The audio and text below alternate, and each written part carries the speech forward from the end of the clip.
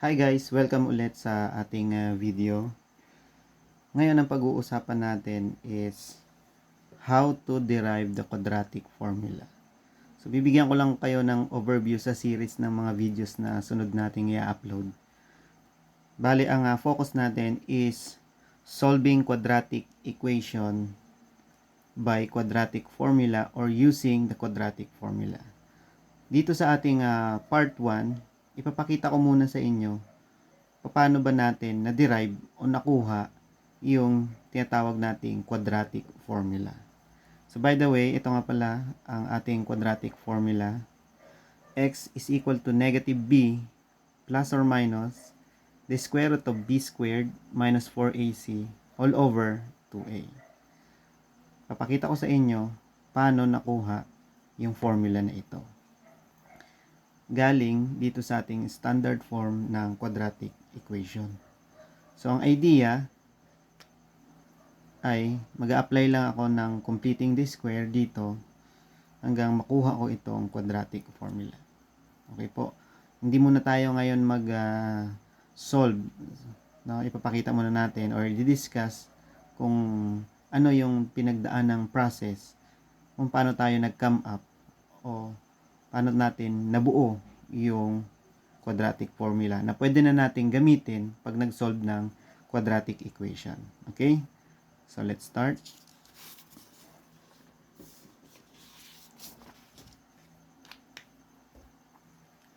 So, simulan natin ang pag-derive doon sa tatawag nating standard form, general form ng ating quadratic equation.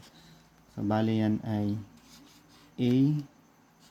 ax squared plus bx plus c is equal to 0. Okay? So, i-apply lang natin yung mga steps na ginamit natin sa completing the square. Una, lipat muna natin itong c doon sa right side of the equation.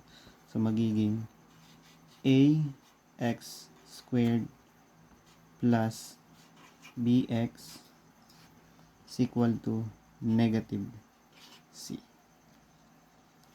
Okay? Next is aalisin natin itong a. So, mangyayari dyan, di-divide natin sa a, divide natin sa a, divide din natin sa a. Cancel na ito. We have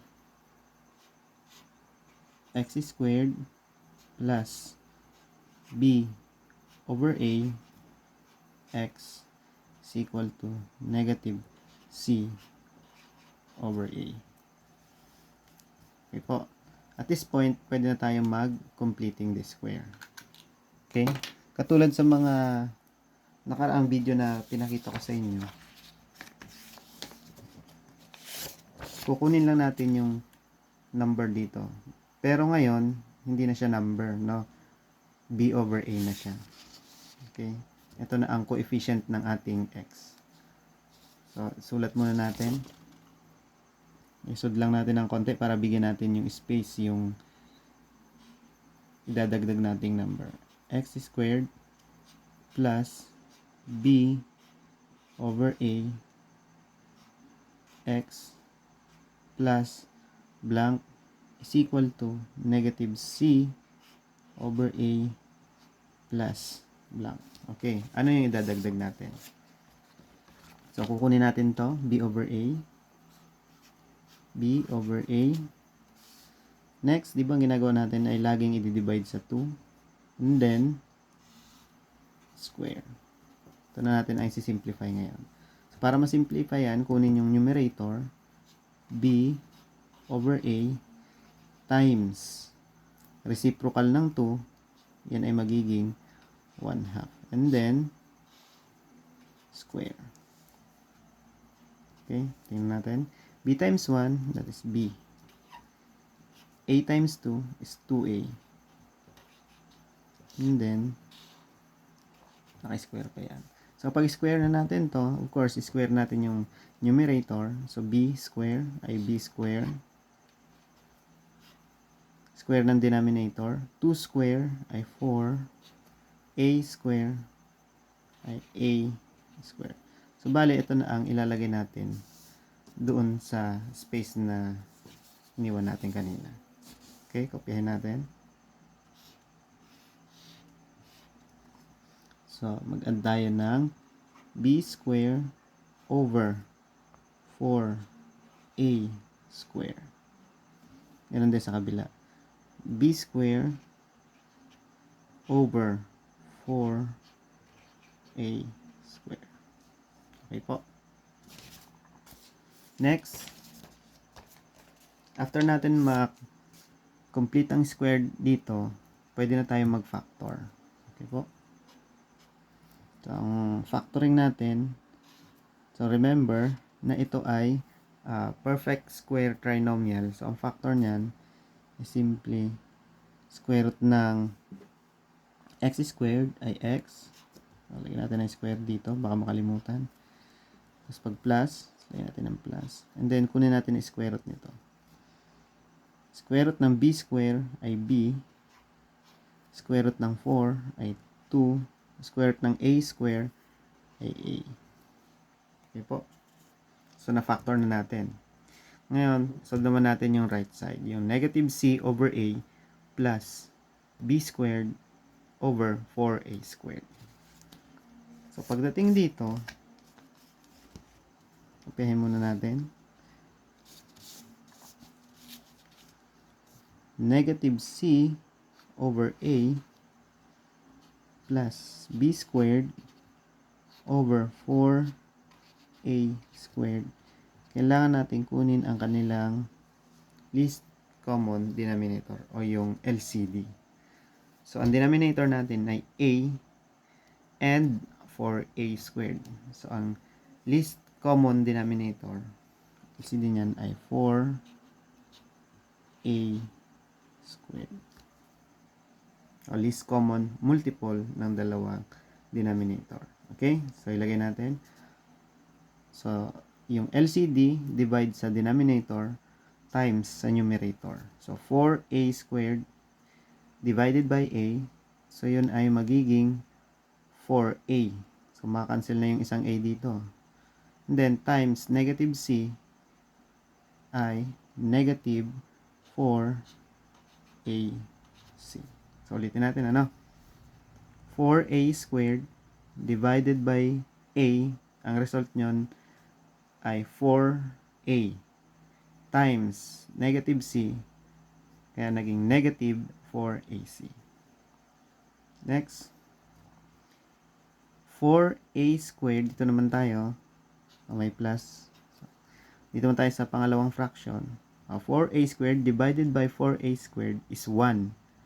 1 times b squared ay b squared. So, ibig sabihin, pag i-add natin to, ang result ay nandito. Pero, i-arrange lang natin yung pagkakasulat ng dalawang term. So, pwede natin silang baliktarin. So, magiging b squared minus 4ac all over 4a squared. So, bali ito na ang result kapag i-add natin ang negative ca plus b squared over 4a squared. So, ilagay na natin. B squared minus 4ac all over 4a. Next. Pwede na tayong mag-take ng square root. Kunin natin square root nito at kunin natin yung square root nito. Okay. So, ang square root nito, siyempre matatanggal yung square. Magiging x plus b over 2a is equal to the positive and negative square root of b squared minus 4ac all over 4a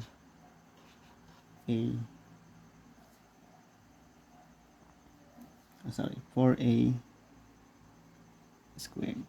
Kalimutan natin ilagay yung squared kanina. Review natin. Ayan, 4a squared. Next, pwede na nating i-simplify yung denominator dito sa baba.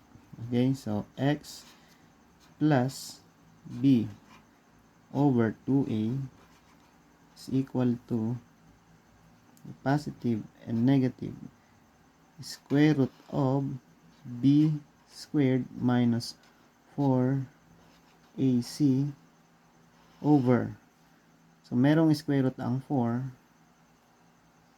which is 2, merong square root ang a squared which is a. Okay po. Next, ilipat na natin tong b over 2a para x na lang yung matira. Okay? So, x is equal to negative b. So, plus yun, magiging negative over 2a plus or minus the square root of b squared minus 4ac over 2a. Okay po. And since pareho naman ang kanilang denominator, pwede na natin silang pag-isahin. Okay? So, x is equal to negative b plus or minus the square root of b squared minus 4ac all over, pain lang natin yung denominator, 2a. Okay po.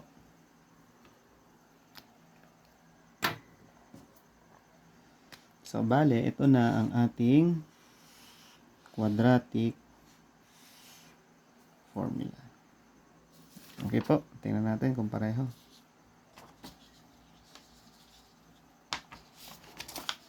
Ayan. So, ito yung pinakita natin kanina. How to derive quadratic formula.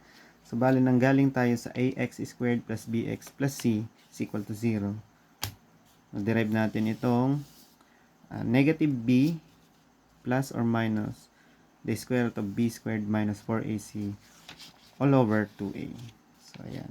Ito yung na-derive natin. Pareho sila. Okay po.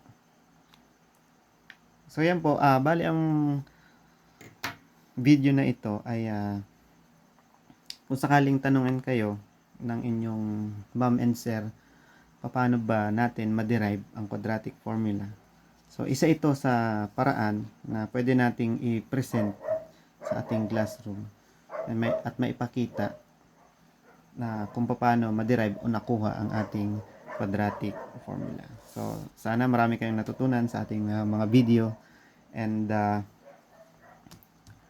next video na ating i-upload ay gagamitin na natin itong quadratic formula para ma-solve yung mga quadratic equation. Okay? So hanggang dito na lang muna. Bye-bye.